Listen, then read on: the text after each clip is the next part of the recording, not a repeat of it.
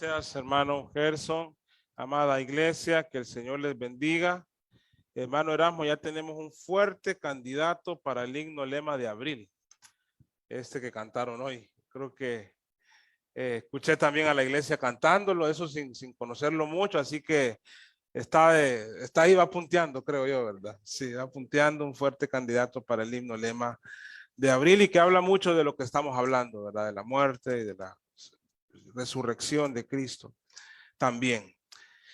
El Evangelio de Juan da otros detalles de la crucifixión y de hecho se mencionan dos expresiones de las que vamos a meditar en esta mañana. En la de Lucas se menciona, en Lucas el texto que acabamos de leer se menciona una de ellas y en el texto de Juan capítulo 19 del versículo 17 al 30 también habla de la crucifixión y nos da más detalles de la crucifixión. Así que voy a pedir que lo tengan ahí en su Biblia. Yo voy a leerlo y luego vamos a orar para exponer la palabra del Señor. ¿Les parece? Sí, ¿verdad? Bueno, dice la palabra de Dios, Juan 19 del 17 al 30. Y él cargando su cruz salió al lugar llamado de la calavera y en hebreo, Gólgota. Y ahí le crucificaron y con él a otros dos, uno a cada lado y Jesús en medio. Escribió también Pilato un título que puso sobre la cruz, el cual decía Jesús Nazareno, Rey de los Judíos. Y muchos de los judíos leyeron este título porque el lugar donde Jesús fue crucificado estaba cerca de la ciudad y el título estaba escrito en hebreo, en griego y en latín. Dijeron a Pilato los principales sacerdotes de los judíos, no escribas Rey de los Judíos, sino el que dijo, soy Rey de los Judíos. Respondió Pilato, lo que he escrito, he escrito. Cuando los soldados hubieron crucificado a Jesús, tomaron sus vestidos e hicieron 4 partes, una para cada soldado. Tomaron también su túnica, la cual era sin costura, de un solo tejido de arriba a abajo. Entonces dijeron entre sí, no la partamos, sino echemos suerte sobre ella, a ver de quién será. Esto fue para que se cumpliese la escritura que dice, repartieron entre sí mis vestidos y sobre mi ropa echaron suertes. Y así lo hicieron los soldados. Estaban junto a la cruz de Jesús su madre y la hermana de su madre, María, mujer de Cleofas, y María Magdalena. Cuando vio Jesús a su madre y al discípulo a quien él amaba, quien estaba presente, dijo a su madre, mujer, he ahí tu hijo. Después dijo al discípulo, he ahí tu madre. Y desde aquella hora el discípulo le recibió en su casa. Después de esto, sabiendo Jesús que ya todo estaba consumado, dijo, para que la escritura se cumpliese, tengo sed. Y estaba allí una vasija llena de vinagre. Entonces ellos empaparon en vinagre una esponja y poniéndola en un hisopo, se le acercaron a la boca. Cuando Jesús hubo tomado el vinagre, dijo, consumado es. Y habiendo inclinado la cabeza, entregó el espíritu. Bendito Padre, Señor, amado, en esta mañana te ruego el perdón por nuestras faltas. Limpia mi mente, mi corazón de todo pecado, Señor.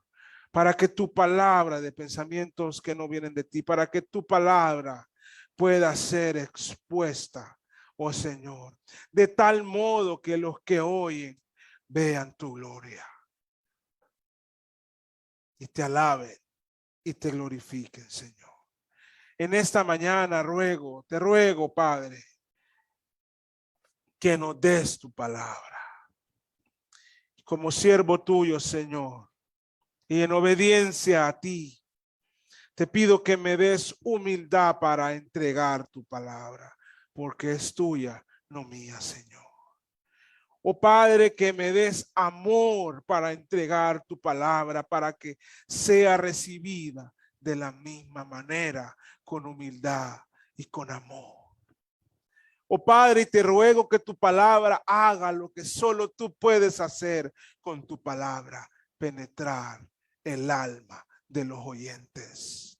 Padre, tocar la más escondida de las entrañas de sus corazones y volverlos a ti. Mientras tanto, mientras tu palabra es expuesta, Señor, recibe las alabanzas de nuestro corazón, la gratitud de nuestro ser.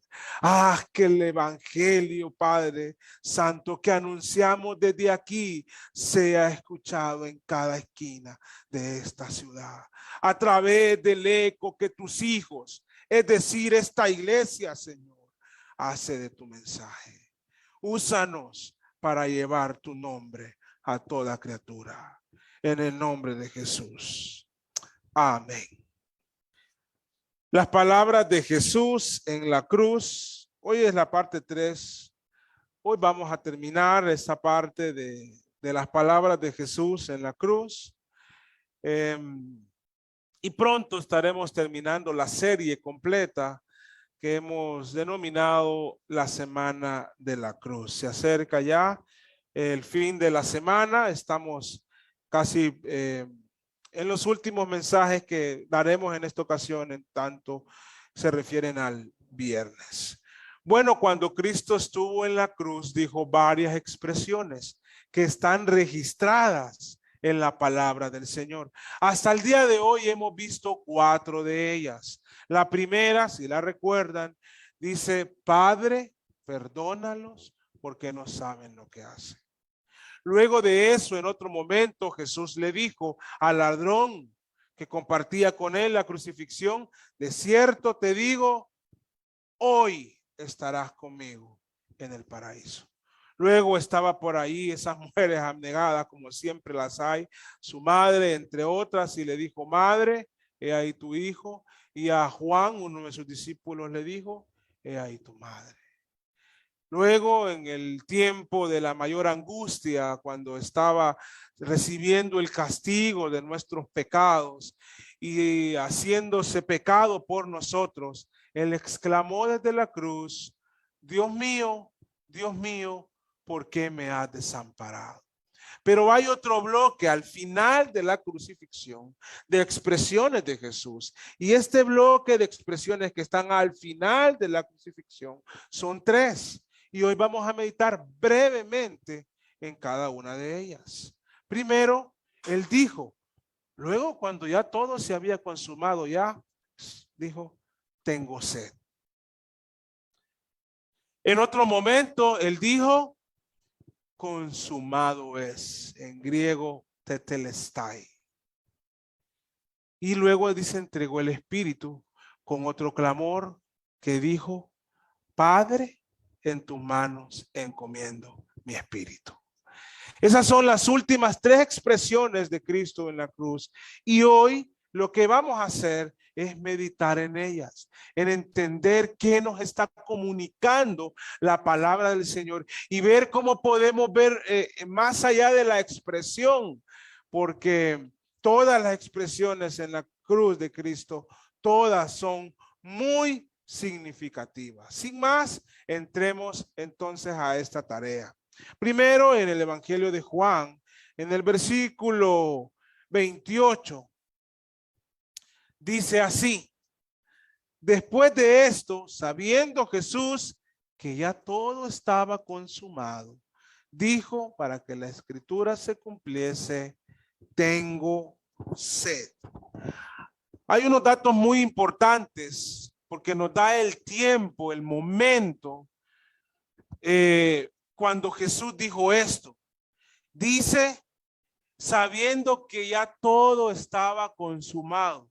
Entonces nos hace entender que esto fue ya en el momento final de la crucifixión, cercano a su muerte. Ya el castigo ya lo había recibido, el desamparo que hablamos el domingo pasado. Ya el pecado había sido pagado y saldado. Entonces, ya habiendo él hecho esto, dijo: para que la escritura se cumpliese. Ese es un detalle importantísimo, amados hermanos. Porque cuando Jesús está en la cruz, y lo vimos hace ya varias semanas, se cumplió la mayor cantidad de profecías del Antiguo Testamento. De hecho, recuerdo que las enumeramos desde este púlpito. Y fueron decenas de profecías en el momento de la crucifixión. pero había una cosita que aún no se había cumplido. Entonces, para que se cumpliese la escritura, porque ya todo lo demás que estaba profetizado se había cumplido, y no vamos a ver cada una de ellas, pero sí vamos a ver algunas relevantes, creo yo, en esta ocasión, que se habían cumplido, para que se cumpliese la escritura. Porque ya muchas cosas ya se habían cumplido hasta ese momento. Como por ejemplo, Génesis 3:15. Este se conoce como el primer evangelio en un lenguaje popular. ¿Por qué es el primer evangelio? Porque es la noticia de buenas nuevas que se da en el Edén. El canto que leíamos lo menciona. Ahí cuando cometió pecado el hombre y cuando el hombre cayó, este es el anuncio divino a Adán y Eva del evangelio. Le dice a la serpiente, pondré enemistad entre ti y la mujer, y entre tu simiente y la simiente tuya. Esta te herirá en la cabeza para muerte, y tú la herirás en el calcañal. Le está anunciando al enemigo que de la simiente de mujer un día nacería alguien que le derrotaría, que te herirá en la cabeza, que te va a derrotar. Y es por eso una de las razones, hermanos, que vemos que Satanás empieza a atacar la simiente de la mujer. Lo primero que hizo, pensando el enemigo que Abel era esa simiente, movió sus piezas y por Caín le dio muerte. Y por eso vemos en Génesis, en muchas ocasiones, una decena de ocasiones, cuando se nos narran las genealogías. Porque las genealogías son importantes. ¿Por qué son importantes? Por esta promesa y otras. Porque de esa simiente vendría el que derrotaría a Satanás. Por eso Satanás andaba buscando cómo matar esa simiente de mujer. Pero el Señor siempre prevalecía porque su palabra prevalece. Entonces, cuando los evangelios nos dicen, para que se cumpla la escritura, dijo, tengo sed. Lo que nos está dando a entender que ya no hacía falta que se cumpliese nada más de lo que estaba anunciado que se iba a hacer en la cruz. Solamente faltaba que él dijera tengo sed para que le dieran vinagre, que eso estaba profetizado. Pero esta profecía preciosa de que de la simiente de mujer nacería el Salvador y que derrotaría a Satanás, estaba cumplida. Es decir, a esta hora que Jesús dijo, tengo sed, Satanás estaba derrotado. Ya Jesús había pagado por nuestros pecados, saldado nuestra deuda en la cruz. Maravilloso es nuestro Dios. ¿Y de dónde viene Jesús? No viene de simiente de varón. En Jesús no hay simiente de varón. Solamente hay que María concibió por el Espíritu Santo, es simiente de la mujer. Y por eso el Evangelio, el Nuevo Testamento, abre en Mateo 1 con una genealogía. La genealogía en la Biblia no están de más, no llenan un espacio, hermano. Tienen un significado maravilloso. Lucas también en su evangelio nos habla de la genealogía. Jesús es descendiente legal de David por su padre José, quien está inscrito. Y Jesús es descendiente sanguíneo de David por su madre, María. Por eso vamos a ver una diferencia entre la genealogía de Mateo y la genealogía de Lucas. Porque una es todo hasta José. Y legalmente él era su padre. Y la de Lucas es todo hasta María, la simiente de la mujer. Entonces, cuando él está diciendo aquí en Juan, para la escritura se cumpliese, nos está diciendo algo maravilloso. Ya se cumplió lo demás. Solo esto falta. Y no solo eso, también ahí mismo en Génesis, siguiendo con esa simiente, en Génesis 12, en el capítulo 3, versículo 3, perdón, y no solo el 3, pero en el 3 dice, Dios escoge a Abraham y le dice, versículo 3, 12, 3, bendeciré a los que te bendijeren y a los que te maldijeren, maldeciré. Y serán benditas en ti todas las familias de la tierra. Esta es una promesa y una profecía del Señor dada a Abraham. Y por quien son benditas todos los pueblos, todas las etnias, todas las naciones, es por Cristo Jesús. Porque Él va a juntar de todo el globo terráqueo esquimales de allá del Ártico o del Antártico, como de allá del Kalahari, de los desiertos y de las selvas de África. Él va a juntar gente desde la Mosquitia hondureña y nicaragüense con aquellos otros de la Amazonía peruana, ecuatoriana o brasileña. Él va a juntar desde allá, desde los que están en Corea del Norte, que hoy no tienen relación con el mundo. Él los va a juntar con los de Corea del Sur y con los chinos y con los rusos. Porque el día maravilloso de toda su gloria, Él va a juntar a todos los suyos, de toda nación, de todo pueblo. Y la Biblia usa realmente de toda etnia. Entonces, en Él serán benditas. En ti le dice, pero no en Abraham, sino en la simiente. Gálatas lo dice más claro, no pierdan Génesis, pero si quieren darle un vistazo a Gálatas capítulo 3, versículo 8, dice, y la escritura previendo que Dios había de justificar por fe a los gentiles, dio de antemano la buena nueva a Abraham diciendo, en ti serán benditas todas las naciones. Claro, por Jesucristo.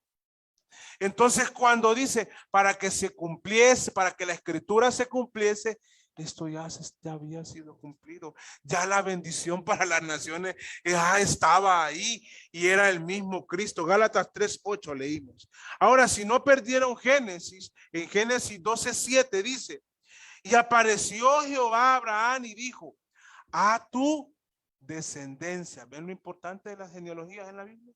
A tu descendencia daré esta tierra. Y edificó allí un altar a Jehová, quien le había aparecido. Y en Gálatas siempre, capítulo 3, pero esta vez el versículo 16, dice, ahora bien, a Abraham fueron hechas las promesas y a su simiente. Ahí viene, vean, la promesa del Señor.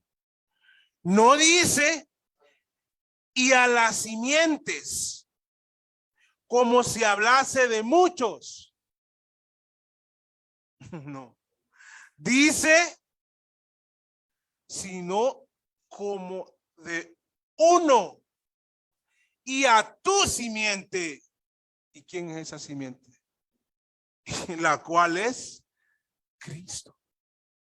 Entonces, cuando él dice, para que la escritura se cumpla, es lo que nos está diciendo, que ya todo esto está cumplido, hermano. Qué maravilloso es el Señor. Ya su promesa de bendición y la simiente que heriría o que mataría o que vencería a Satanás golpeándole. Es una figura, ¿verdad? Tú apenas le vas a golpear aquí en el calcañal. Él te herirá en la cabeza. Él te va a derrotar. Ya se estaba cumpliendo. También se estaba cumpliendo la promesa que Dios le hizo al rey David a través del profeta Natán. Si quieren, vayan conmigo al segundo libro de Samuel, al capítulo 7. Entonces, esa expresión de tengo sed, pero lo que va antes es muy significativo. Dice el segundo libro de Samuel. Sé que ustedes son más rápidos que mí para encontrar, pero me esperan. Capítulo 7, si no tome nota, versículo 12. Vamos a leer varios versículos.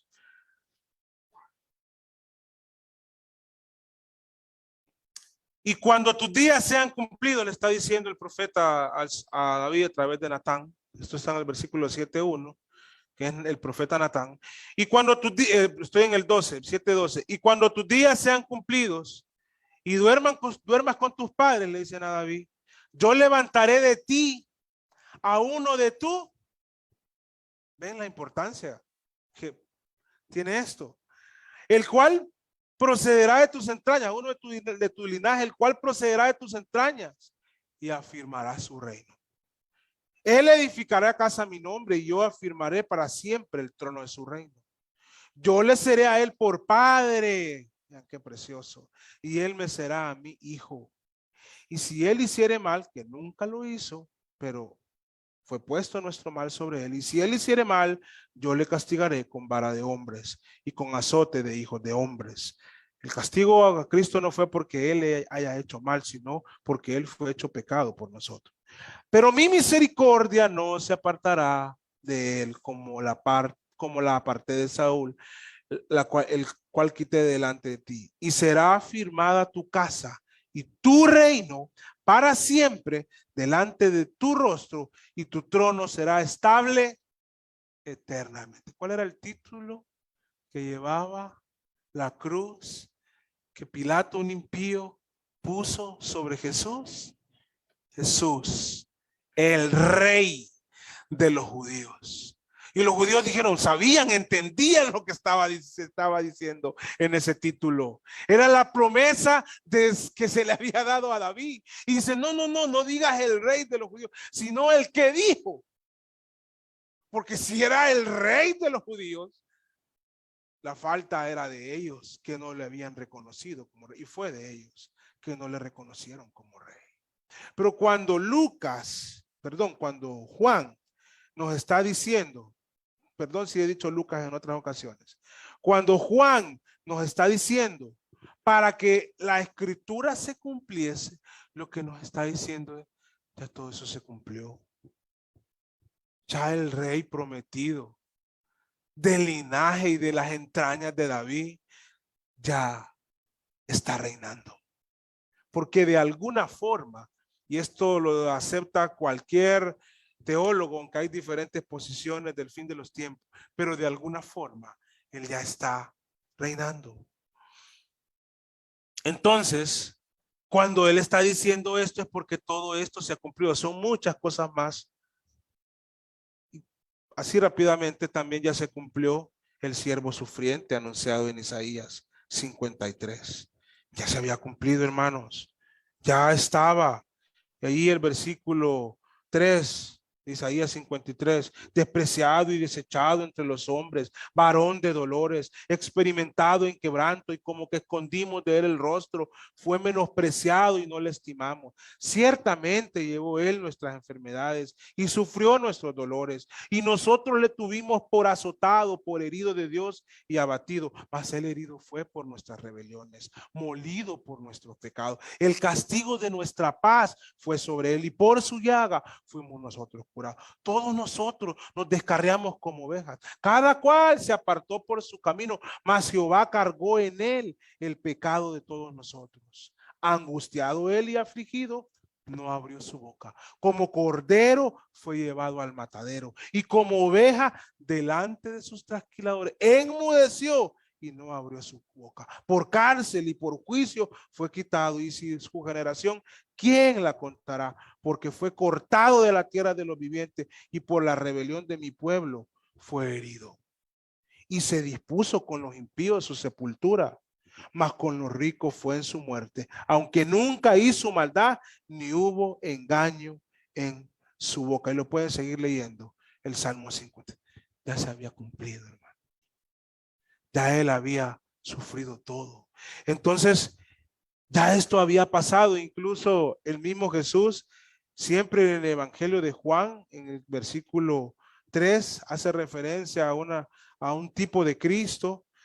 En el capítulo 3, versículo 14, también esto ya se había cumplido. Jesús, platicando con Nicodemo, le dijo: y como Moisés levantó la serpiente en el desierto, así es necesario que el Hijo del Hombre sea levantado. Ya se había cumplido. La señal de Jonás estaba por cumplirse, pero en la cruz ya se había cumplido todo esto. Entonces, él dice, para que se cumpla, tengo sed, para que la escritura se cumpla. ¿A qué está haciendo? Pero ya, hermano, maravilloso momento este, porque ya nuestro pecado para ese entonces ya estaba saldado. Lo dice la Biblia claramente.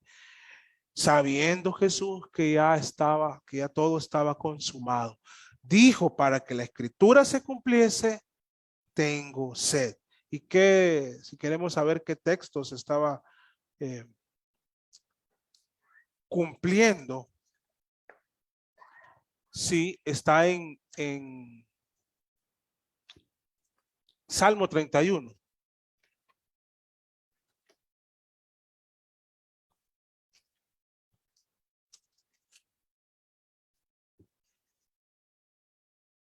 No, perdón, hermanos. Me adelanté. Este es otro pasaje. Creo que está en el Salmo 22, que es de lo que hablamos el domingo pasado.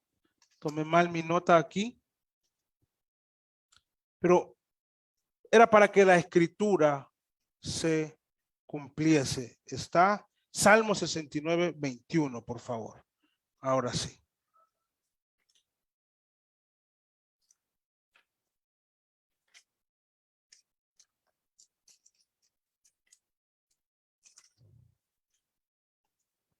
Vamos a ver.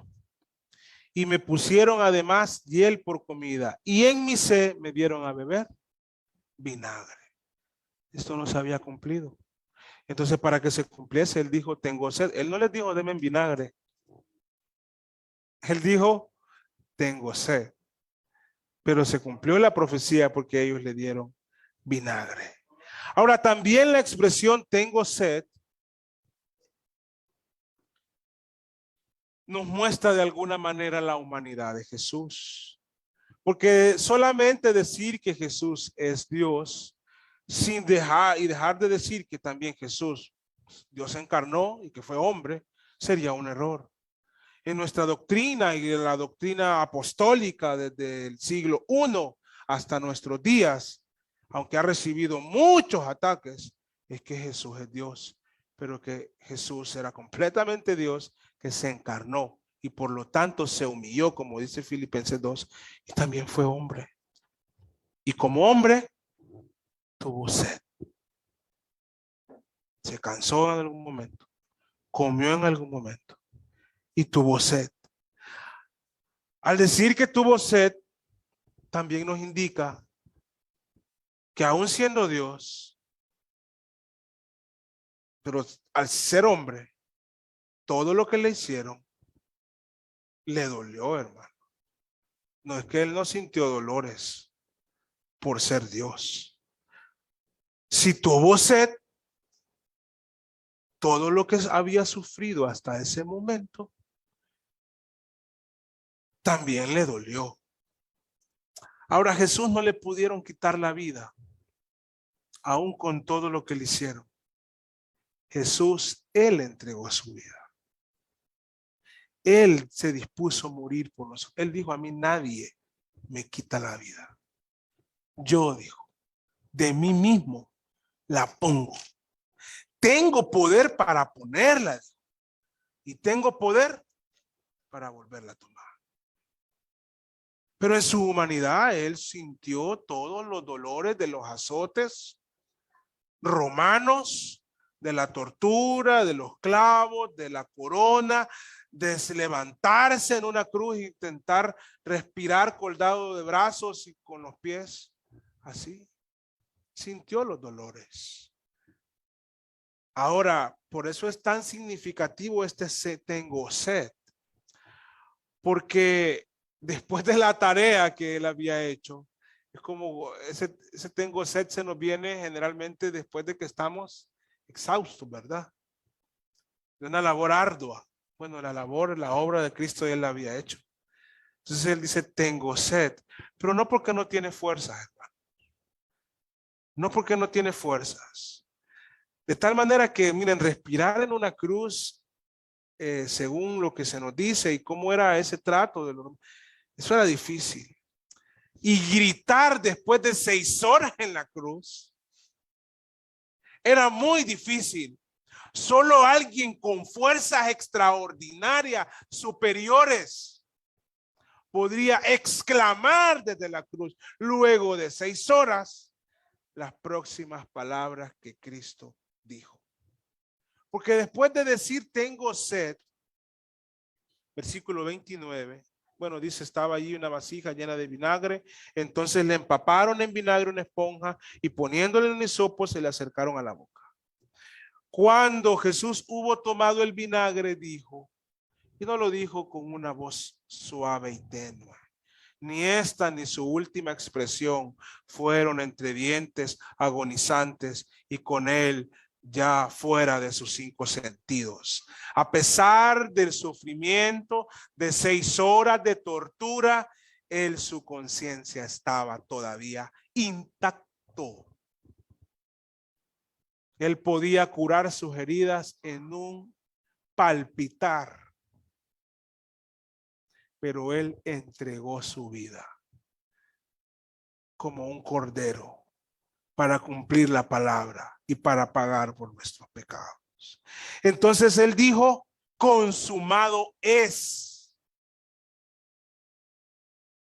Obra completa, perfecto, íntegra. No le queda nada pendiente a esto. He consumado mi obra, he terminado mi trabajo, he cumplido mi misión. Consumado es. Tetelestai. Vean que no dijo, ahora es posible que algunos se salven. No fue esas las palabras de Jesús, hermano. Y hoy les voy a decir esto, esta doctrina de la salvación tuvo un cambio significativo en el siglo XVII, finales del siglo XVI, inicios del XVII, y está todavía hasta nuestros días. Habiendo un mal entendimiento, aunque ese mal entendimiento no hace que la gente no sea salva, porque nadie es salvo por ser un gran teólogo o conocer teología, no, por creer en Cristo y por entender que Él es el Hijo de Dios, que murió en una cruz por sus pecados, que fue sepultado y que resucitó al tercer día, por arrepentirse y creer en Él. Sin embargo, sí es bueno que nosotros como iglesia entendamos lo que significa estas palabras. Consumado es. Es muy diferente a decir, ahora es posible. Ya habría una posibilidad de que se salve. No, él dijo, pagué, completé, está perfecto, la obra está completa, no le falta nada. Porque si fuese solamente, ahora es posible, y lo deja en nuestras manos, hermano, no hay nada que hacer ahí. Estamos condenados al infierno. Con sus pensamientos ya pecamos, con nuestros pensamientos ya hoy pecamos. con nuestras palabras, con nuestras intenciones, con pensar mal de otro, está nuestro pecado. Con la reacción de cómo le decimos algo a nuestro hijo, a nuestro cónyuge o a nuestro hermano en Cristo, al que nos atiende en el banco. Ya pecamos, hermanos. Entonces, si fuese, ahora es posible para que los humanos hagan su trabajo, ya que mejor nos ponga el deslizador directo al lago de fuego, hermano. Porque en nuestras manos no hay santidad, hay pecado.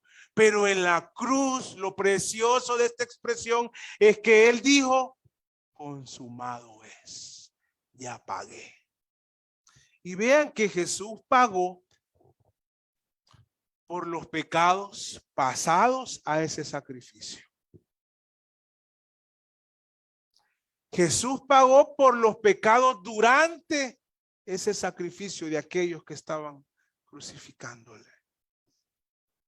Y Jesús pagó por los pecados futuros a ese sacrificio. Ahora, los futuros hasta el día de hoy, ¿o hasta qué día? ¿Habrá pagado por los pecados de mañana? ¿O no? ¿Y los de pasado mañana? ¿Y dentro de un año? Hermano, él pagó por todos los pecados. Si solo hubiese pagado hasta los pecados de hoy, 13 de marzo de 2022, a las 12:00 microsegundo, junto conmigo amanecen ustedes en el infierno.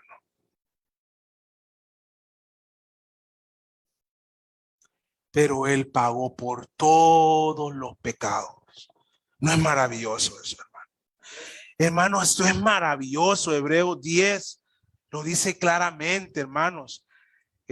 Puede ser que usted no asimile adecuadamente esta doctrina el día de hoy, pero no le puedo dar otra explicación de esa expresión. Consumado es, porque la Biblia me enseña que con una, ahí lo dice, lo vamos a leer, Hebreos 10 del 12 al 14. Pero Cristo, habiendo ofrecido una vez para siempre un solo sacrificio por los pecados, se ha sentado a la diestra de Dios. De ahí en adelante, esperando hasta que sus enemigos sean puestos por estrado de sus pies, porque con una sola ofrenda,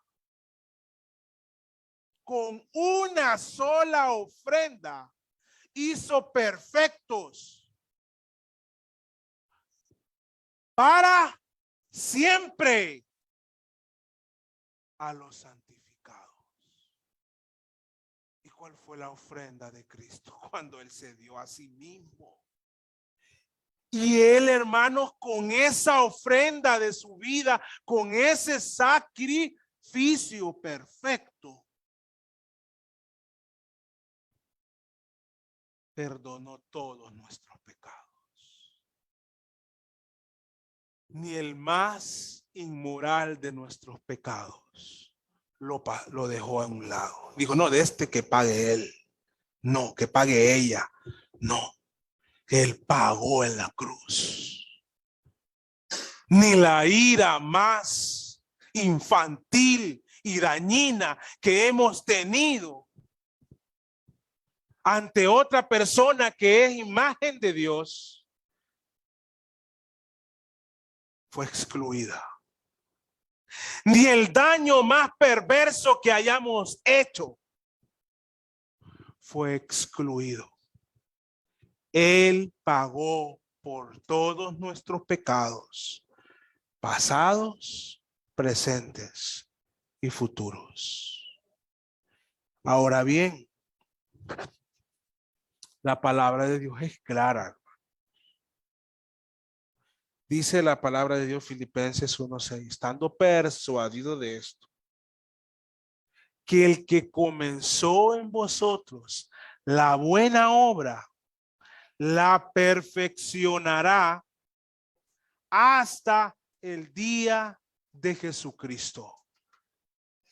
La gracia del Señor regenera, cambia, transforma y santifica. No entendamos esta gracia, esta ofrenda o este sacrificio como algo que deja al hombre viviendo en sus delitos y pecados, porque no es eso lo que estoy diciendo. No tiene nada que ver. Los santos perseveran.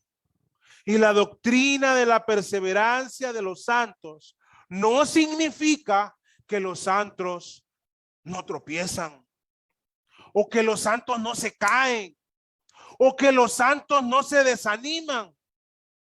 Al contrario, la doctrina de la perseverancia de los santos significa que los santos, pues existe una posibilidad real y que pasa, que los santos pueden llegar a tropezar. Los santos pueden llegar a caer. Los santos pueden llegar a desanimarse. Pero en Cristo toman nuevas fuerzas, como dice el profeta, como las águilas. Y a pesar de estas cosas, perseveran en la santificación.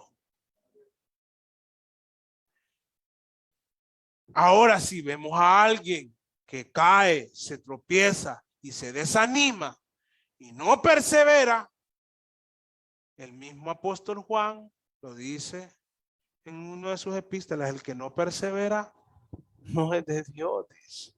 No nos engañemos. Él lo dice con toda claridad.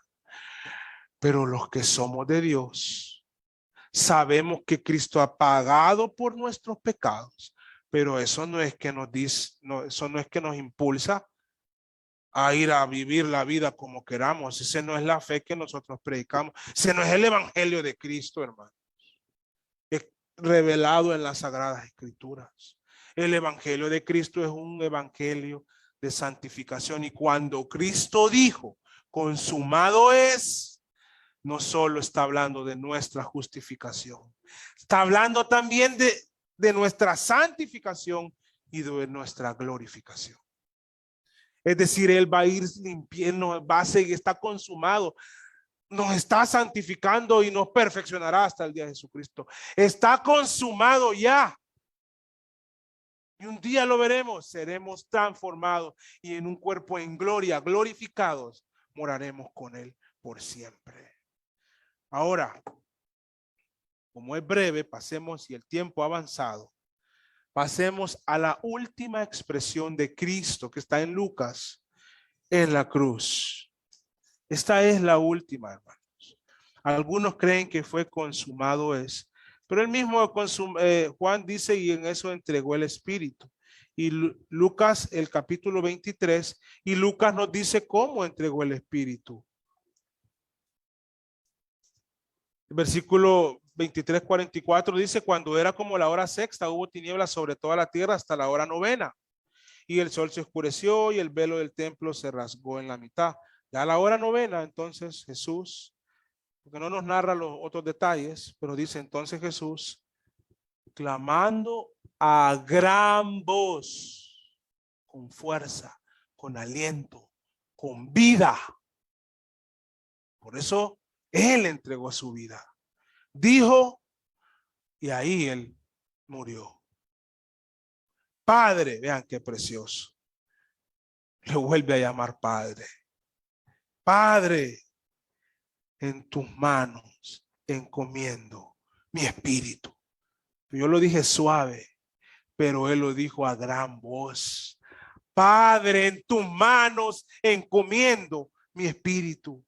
Y habiendo dicho esto, expiró, porque Él se entregó. Cuando dice Padre, Él está diciendo que Él tiene un conocimiento pleno de quién es el Padre. Y nos está mostrando esa comunión divina que hay con Él. Le dice en tus manos. Qué precioso, ¿no? Este es un lenguaje para que nosotros lo entendamos. Dios no tiene cuerpo, Dios es espíritu.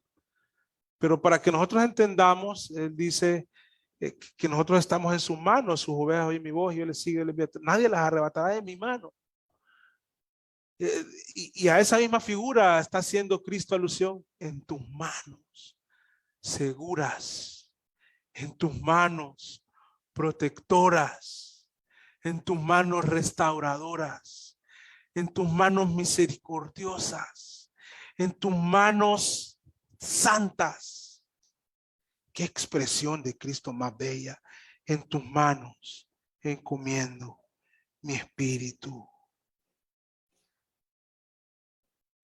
Como les decía, nadie le quitó la vida a Cristo.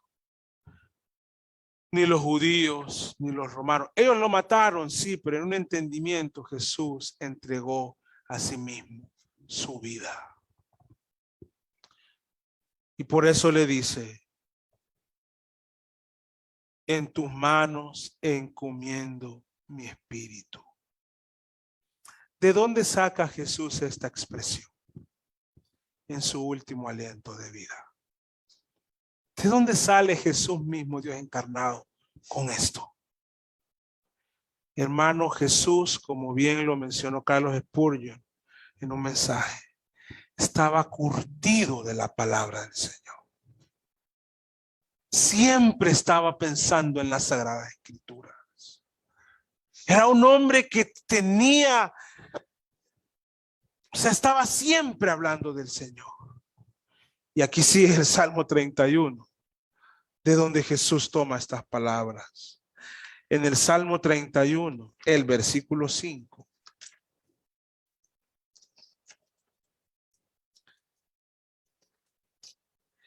Jesús dice, bueno, el Salmo dice: en tu mano encomiendo mi espíritu. Qué maravilloso.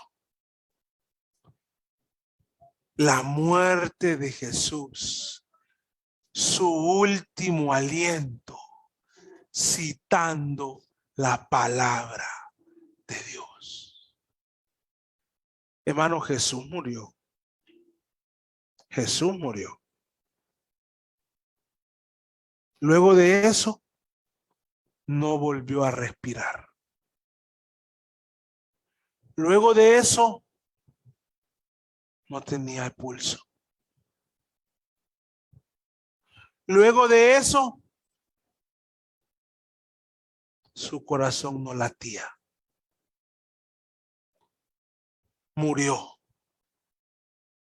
Ahora yo les pregunto a ustedes, ¿cómo estará su alma el día de su muerte? ¿Estará también diciendo palabra de Dios? ¿Estará usted impregnado de la paz de Dios, llamándole Padre? Creo que fue el domingo pasado o el sábado o el viernes, no recuerdo el día exacto. Me enteré que murió la hermana de un pastor de una iglesia bautista, el pastor Julio Pacheco, de la iglesia Bautista Comunión. Y seguramente él habló con su hermana en su último aliento. Y al parecer así fue. Y dice que él dijo, puso aquí lo que ella le dijo. Vamos a ver si lo logro encontrar. Lo que ella le dijo en su último aliento. Pero dice el pastor Julio Pacheco que ella murió segura de su salvación. Y en otras palabras, lista para encontrarse con su Padre, hermanos. Así como Cristo murió un día, nosotros vamos a morir. Si el riesgo de muerte está ahí latente, hermanos. No puede ser un bebé, un niño, un joven, adolescente, con todos los sueños, las vidas y los triunfos del mundo. Y puede morir hoy. Cualquiera de nosotros, ojalá no pase, puede morir hoy o esta semana. ¿Cómo está nuestra alma para enfrentar ese momento? Si ponemos nuestra fe en Cristo crucificado y nos arrepentimos de nuestros pecados, nuestra muerte puede ser tan bella en nuestra relación como la de Cristo, porque Él nos da comunión con el Padre. Él dijo, como Padre, en tus manos encomiendo mi espíritu. Fueron, por ejemplo, las palabras de Esteban cuando estaba muriendo apedrado. Estaba en tanta comunión con el Señor que casi igual a las palabras de Cristo, Él entregó su espíritu. Así como Cristo, nuestro Salvador, murió, un día nosotros moriremos, hermano. ¿Cómo enfrentaremos ese día? Quiero terminar con un resumen rápido de las expresiones de Jesús en la cruz. Las expresiones de Jesús en la cruz, como cuando dijo, perdónalos porque no saben lo que hacen, nos expresan su amor y su misión perdonadora. La expresión de Jesús en la cruz cuando dijo, hoy estarás conmigo en el paraíso, nos expresan la esperanza de ese sacrificio perfecto. Las palabras de Jesús en la cruz cuando dijo, madre, he ahí tu hijo, hijo, he ahí tu madre, nos expresan la comunión familiar que nace al poner y fraternal, que nace poner nuestra fe en Él y ser parte de su gloriosa iglesia. La expresión de Jesús en la cruz cuando dijo, Dios mío, ¿por qué me has desamparado? Expresa que Cristo pagó por nuestros pecados para que nosotros no tengamos nada que pagar. La expresión de Jesús en la cruz cuando dijo, tengo sed, expresa que Él es humano y que ya había cumplido toda la profecía en cuanto a su crucifixión. Las palabras de Jesús en la cruz cuando dijo, consumado es, nos expresa que no hay nada más que hacer, sino solo confiar en Él, porque ya Él completó nuestra obra de redención. Y cuando Él expresa, Padre, en tus manos encomiendo mi espíritu, está hablando de que esa comunión perfecta que Él tiene con el Padre y esa vida voluntaria que Él entregó hoy también es una posibilidad para nosotros si ponemos nuestra fe en Él. Vamos a concluir aquí. Bendito Dios y Padre, gracias por tu palabra, por Jesucristo y por el sacrificio precioso de Cristo en la cruz. Santifica a tu iglesia por tu palabra. Yo sé, Señor, yo sé, Padre, que tu palabra es más importante que cualquier cosa. Y aquí esta iglesia así lo vea siempre. Que tu sacrificio es la obra más bella en la que podemos meditar día a día. Ayúdanos a doblegarnos a ti y santifícanos por tu palabra. Te lo pido en el nombre de Jesús. Amén. Vamos a continuar, hermanos, el programa de esta mañana, ya cerca de finalizar. Que el Señor les bendiga.